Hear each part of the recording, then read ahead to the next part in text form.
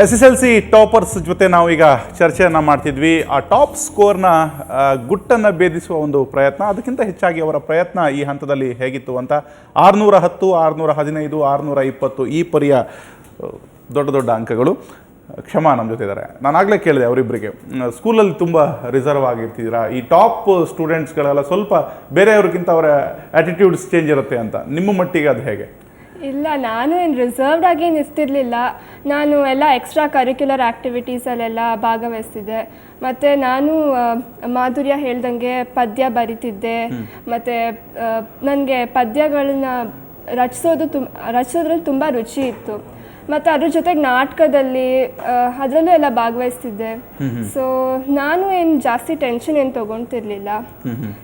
ನಿಮ್ಮಿಬ್ಬರ ನಡುವೆ ಒಂದು ಕಾಂಪಿಟೇಷನ್ ಇತ್ತಾ? ಒಂದೇ ಸ್ಕೂಲ್ ಅವರು? ನಾವು ಸ್ಕೂಲಲ್ಲಿ ಬೆಸ್ಟ್ ಫ್ರೆಂಡ್ಸು, ಸೊ ನಮಗೆ ತೊಂದರೆ. ಓಕೆ, ನಾಗರಾಜ್ ಅವರೇ, ಟಾಪ್ ಸ್ಟೂಡೆಂಟ್ಸ್ನ ನೀವು ತಯಾರು ಮಾಡೋ ರೀತಿ ಹೇಗೆ, ಅಥವಾ ಎಲ್ಲ ಸ್ಟೂಡೆಂಟ್ಸಿಗೂ ಈ ಸ್ಟೂಡೆಂಟ್ಸ್ಗಿರುವಂಥ ವ್ಯತ್ಯಾಸ ನೀವು ಗಮನಿಸಿದಾಗ ಇವರ ಎಫರ್ಟ್ಸ್ ಎಷ್ಟು ಮಟ್ಟಿಗೆ ಭಿನ್ನವಾಗಿರ್ತಾ ಇತ್ತು? ನಿಜ ಹೇಳಬೇಕು ಅಂತಂದರೆ ಎಲ್ಲ ಮಕ್ಳಿಗೂ ನಾವು ಒಂದೇ ಪಾಠನೇ ಮಾಡೋದು. ಈ ಮಕ್ಕಳಿಗೇನು ಸ್ಪೆಷಲಾಗಿ ಕರೆದು ನಾವು ಬೇರೆ ಪಾಠ ಏನೂ ಮಾಡಿರಲ್ಲ. ಆದರೆ ಅವರಲ್ಲಿ ಕಮಿಟ್ಮೆಂಟು, ಅವರಲ್ಲಿ ಏನೋ ಒಂದು ಉತ್ಸಾಹ, ಛಲ, ಅದನ್ನು ಚಿಕ್ಕ ವಯಸ್ಸಿಂದ ಬೆಳೆಸ್ಕೊಂಡು ಬಂದರೆ ಅದಕ್ಕೆ ಪೋಷಕರ ಸಹಾಯನೂ ಬೇಕಾಗುತ್ತೆ, ಅವರ ಎನ್ಕರೇಜ್ಮೆಂಟು ಬೇಕಾಗುತ್ತೆ, ಟೀಚರ್ಸು ಕೂಡ ಎನ್ಕರೇಜ್ ಮಾಡಬೇಕಾಗತ್ತೆ. ಅಷ್ಟು ಮಾಡಿದ್ರೆ ಅವರಲ್ಲಿರ್ತಕ್ಕಂಥ ಇನ್ನೇಟ್ ಕ್ವಾಲಿಟಿ ಏನಿದೆ ಅದು ಹೊರಬರೋದಕ್ಕೆ ಅವಕಾಶ ಇರುತ್ತೆ. ಈಗ ಈ ಮಕ್ಕಳು ಸಣ್ಣ ವಯಸ್ಸಿಂದ ಚೆನ್ನಾಗೇ ಮಾಡ್ತಾಯಿದ್ರು ಸ್ಟಡೀಸಲ್ಲಿ.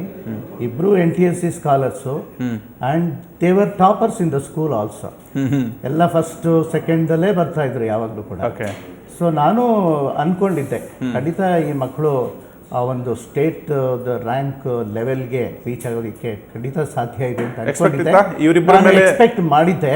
ಈ ಮಕ್ಕಳ ಜೊತೆಗೆ ಇನ್ನೂ ಒಂದು 5-6 ಮಕ್ಕಳನ್ನು ಎಕ್ಸ್ಪೆಕ್ಟ್ ಮಾಡಿದ್ದೆ. ಅವ್ರಿಗೂ ಕೂಡ ಬಂದಿದೆ ಎಲ್ಲ 616, 619 ಆ ರೀತಿ ಅವರು ಕೂಡ ತಗೊಂಡಿದ್ದಾರೆ. ಸೊ ತುಂಬಾ ಖುಷಿ ಆಗ್ತಾ ಇದೆ. ವಿದ್ಯಾರ್ಥಿಗಳು ಈ ಒಂದು ರಿಸಲ್ಟ್ ಕೊಟ್ಟಾಗ ಆಸ್ ಅ ಪ್ರಿನ್ಸಿಪಲ್ ಏನನ್ಸುತ್ತೆ? ತುಂಬಾ ಸಂತೋಷ ಆಗುತ್ತೆ. ಅದು ಒಂದು ರೀತಿ motivation to work harder and help these children better ಅಂತ ಅನಿಸುತ್ತೆ. ನಿಜ, ಮುಂದಿನ ಪೀಳಿಗೆಗೆ ಒಂದು ಮಾದರಿ ಆಗಿ ನಾವು ನಿಂತ್ಕೊಂಡಾಗುತ್ತೆ. ಜೊತೆಗೆ ಮಕ್ಕಳಲ್ಲಿ ನಮ್ಮ ಬಗ್ಗೆ ಒಂದು ಭರವಸೆ ಮೂಡುತ್ತೆ. ಮಕ್ಕಳು ಚೆನ್ನಾಗಿ ಮಾಡ್ತಾ ಇದ್ರೆ, ಶಾಲೆ ಚೆನ್ನಾಗಿ ಮಾಡ್ತಾ ಇದ್ರೆ, ಹೆಡ್ ಆಫ್ ದ ಇನ್ಸ್ಟಿಟ್ಯೂಷನ್ ಆಗಲಿ ಟೀಚರ್ಸ್ ಬಗ್ಗೆ ಮಕ್ಕಳಲ್ಲಿ ಆ ಭರವಸೆ, ಪೋಷಕರಲ್ಲಿ ಭರವಸೆ ಮೂಡುತ್ತೆ. ಅದಕ್ಕೆಲ್ಲ ನಾವು ಕಾರಣಕರ್ತರಾಗ್ತೀವಿ. S, very nice. ಅಂಥ ಒಂದು ವಿದ್ಯಾರ್ಥಿಗಳನ್ನು ತಯಾರು ಮಾಡೋದಕ್ಕೆ ನಿಮಗೂ ಕೂಡ ನಾವು ಧನ್ಯವಾದಗಳನ್ನು ಹೇಳ್ತೀವಿ. ಹಾಗೆ ಲಾವಣ್ಯ ನಮ್ಮ ಜೊತೆ ಇದ್ದಾರೆ. ಈಗಾಗಲೇ ಲಾವಣ್ಯ ನಾನು ಮಾತಾಡಿದ್ದೀನಿ. ಲಾವಣ್ಯ, 611 ಟೋಟಲ್ ಮಾರ್ಕ್ಸ್, ಇಷ್ಟು ಅಂಕನ ನೀವು ಎಕ್ಸ್ಪೆಕ್ಟ್ ಮಾಡಿದ್ದೀರಾ?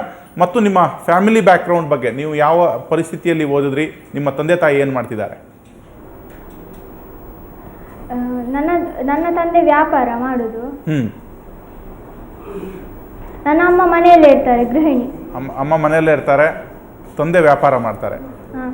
ಒಂದು ಎಜುಕೇಷನ್ ಬ್ಯಾಕ್ಗ್ರೌಂಡು ಮನೆಯಲ್ಲೆಲ್ಲ ಹೇಗಿತ್ತು? ಮನೆಯಲ್ಲಿ ನಿಮಗೆ ಈಗ ಶಾಲೆಯ ಪಾಠ ಮುಗಿಸಿ ಬಂದು ಮನೆಗೆ ಬಂದಾಗ ನಿಮ್ಗೆ ಸಹಾಯ, ಹೆಲ್ಪ್ ಯಾರು ಮಾಡ್ತಾ ಇದ್ರು? ಟ್ಯೂಷನ್ಗೆ ಹೋಗ್ತಾ ಇದ್ರಾ, ಅಥವಾ ಮನೆಯಲ್ಲೇ ಯಾರು ನಿಮಗೆ ಬ್ರದರ್ಸ್ ಸಿಸ್ಟರ್ಸ್ ಯಾರು ಹೆಲ್ಪ್ ಮಾಡ್ತಾ ಇದ್ರಾ, ಹೇಗೆ?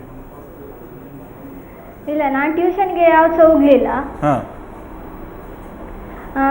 ನಾನು ನಮ್ಮ ಶಾಲೆಯಲ್ಲಿ ಚಂದ ಮಾಡಿ ಹೇಳಿಕೊಡ್ತಾರೆ, ಹಾಗೆ ಒಳ್ಳೆ ಮಾರ್ಕ್ ತೆಗಿಲಿಕ್ಕೆ ಸಾಧ್ಯ ಆಯಿತು. ಓಕೆ, 611 ಮಾರ್ಕನ್ನು ನಿರೀಕ್ಷೆ ಮಾಡಿದ್ರಾ, ಎಕ್ಸ್ಪೆಕ್ಟ್ ಮಾಡಿದ್ರಾ, ಅಥವಾ ಅದಕ್ಕಿಂತ ಜಾಸ್ತಿ ಬರ್ಬೋದು ಅಂದ್ಕೊಂಡಿದ್ರಾ? ನಾನು ಎಣಿಸಿರ್ಲಿಲ್ಲ ಎಷ್ಟು ಮಾರ್ಕ್ ಬರ್ತದೆ ಅಂತ. 600 ಮೇಲೆ ಬರ್ಬೋದು ಅಂತ ಅನಿಸಿತ್ತು ಅಷ್ಟೇ. ಹೌದಾ? ಏನು ಕನ್ಸು ಇಟ್ಕೊಂಡಿದ್ರಿ ಜೀವನದಲ್ಲಿ? ಒಂದು ಕನಸು ಅಂತ ಇಟ್ಕೊಂಡಿರುತ್ತೆ ಸಾಮಾನ್ಯವಾಗಿ. ಒಂದು ಹಂತಕ್ಕೆ ನಾವು ತಲುಪಿದಾಗ ಒಂದು ಡ್ರೀಮ್ ಇರುತ್ತೆ. ನಿಮ್ಮ ಬದುಕಿನ ಕನಸೇನು? ನಾನು MBA ಪಾಸ್ ಮಾಡಿ ಮತ್ತೆ ಬ್ಯಾಂಕಲ್ಲಿ ಒಳ್ಳೆ ಕೆಲಸ ಮಾಡಬೇಕು ಅಂತ ಇದ್ದೇನೆ. MBA ಪಾಸ್ ಮಾಡಿ ಬ್ಯಾಂಕಲ್ಲಿ ಕೆಲಸ ಮಾಡಬೇಕನ್ನೋದು ನಿಮ್ಮ ಕನಸು. ಈ ಹಂತದಲ್ಲಿ ಇದೆಲ್ಲ ನಿಜ ಆಗತ್ತೆ ಅಂದ್ಕೊಂಡಿದ್ದೀರಾ? ಆಗ್ಬೋದು, ಆಗಲಿ ಅನ್ನೋದು ಕೂಡ ನಮ್ಮ ಆಶಯ. ಲಾವಣ್ಯ, ಮತ್ತೆ ನಿಮ್ಮನ್ನು ನಾನು ಮಾತಾಡ್ತೀನಿ. ಮೈಥಿಲಿ, ನಿಮ್ಮ ಫ್ಯಾಮಿಲಿ ಬ್ಯಾಕ್ಗ್ರೌಂಡ್ ವಿಷಯಕ್ಕೆ ಬರೋ, ತಂದೆ ಏನು ಮಾಡ್ತಾರೆ, ತಾಯಿ ಏನು ಮಾಡ್ತಾರೆ, ಮನೆಯಲ್ಲಿ ಯಾವ ರೀತಿಯಾದಂಥ ವಾತಾವರಣ ಇತ್ತು? ನನ್ನ ತಂದೆ ಚಾರ್ಟೆಡ್ ಅಕೌಂಟೆಂಟ್, ಅಮ್ಮ ಮನೆಯಲ್ಲೇ ಇರ್ತಾರೆ. ಅಮ್ಮನೂ ಗೋಲ್ಡ್ ಮೆಡಲಿಸ್ಟ್, ನನಗೆ ಮನೇಲೆ ತುಂಬ ಇನ್ಸ್ಪಿರೇಷನ್. ಓಕೆ, ಅಮ್ಮನೂ ಗೋಲ್ಡ್ ಮೆಡಲಿಸ್ಟ್ ಆಗಿದ್ರು, ಹೌದು. ಅಪ್ಪ ಚಾರ್ಟರ್ಡ್ ಅಕೌಂಟೆಂಟು. ಸೊ ವಿದ್ಯೆಗೆ ಏನು ತೊಂದರೆ ಇಲ್ಲ ಇಲ್ಲ. ಓಕೆ, ಏನಾದ್ರು ಡೌಟ್ಸ್ ಇದ್ರೆ ಯಾರನ್ನು ಕೇಳ್ತೀರಾ? ಅಮ್ಮನ ಕೇಳ್ತೀರಾ, ಅಪ್ಪನ ಕೇಳ್ತೀರಾ? ಡೌಟ್ಸ್ ನಾನು ಮನೇಲಿ ಕೇಳ್ತಾನೆ ಇರಲಿಲ್ಲ. ಸೊ ನಾನು ಸ್ಕೂಲಲ್ಲೇ ಎಲ್ಲದನ್ನು ಕ್ಲಿಯರ್ ಮಾಡ್ಕೊತಾ ಇದ್ದೆ. ಓಕೆ, ಮನೇಲಿ ಏನೋ ಡೌಟ್ಸ್ ಕೇಳ್ತಾ ಇರಲಿಲ್ಲ. ಇನ್ ಕೇಸ್ ಕೇಳಬೇಕು ಅಂದ್ರೆ ಯಾರನ್ನ ಕೇಳಬೇಕು ಅನ್ಸ್ತಾ ಇತ್ತು? ಅಪ್ಪನ, ಅಮ್ಮನ. ಯಾಕೆಂದ್ರೆ ಅಪ್ಪ ಬ್ಯುಸಿ ಇರ್ತಿದ್ರು, ಆಫೀಸಿಂದ ಪಾಪ ಬಂದು ಸುಸ್ತಾಗ್ತಿದ್ರು. ಸೊ ನಾನು ಅಮ್ಮನೇ ಕೇಳ್ತಾ ಇದ್ದೆ. ಫೈನ್. ಏನು ಡ್ರೀಮ್?